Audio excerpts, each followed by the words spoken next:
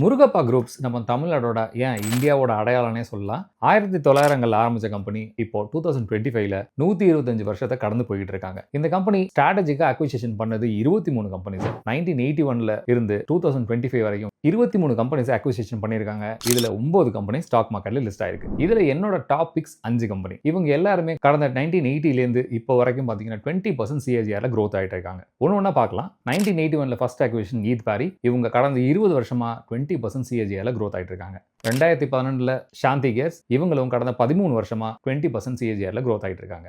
2015ல liberty பாஸ்பேட்டை acquisition பண்றாங்க. அவங்கள கோரமண்டலோட merge பண்றாங்க. கோரமண்டல் கடந்த 10 வருஷமா 25% CAGRல growth ஆயிட்டு இருக்காங்க. 2020ல அக்விசிஷன் பண்ண CG பவர் 20% CAGR growthல போயிட்டு இருக்காங்க. ரீசெண்டா பண்ண அக்விசிஷன் NSCL கடந்த 6 மாசத்துல மட்டும் ஸ்டாக் 50 ரூபாயில இருந்து 300 ரூபாய் வரைக்கும் ஓடி இருக்கு. இது என்னோட டாப் பிக்ஸ். இதுல உங்களோட ஃபேவரட்டான ஸ்டாக் என்ன அப்படிங்கறத கமெண்ட்ல சொல்லுங்க. அடுத்தடுத்த வீடியோஸ்ல டெக்னோ ஃபண்டாவை பார்த்துடலாம். வீடியோ இன்ஃபர்மேட்டிவா இருந்தா கண்டிப்பா ஷேர் பண்ண மறந்துடாதீங்க.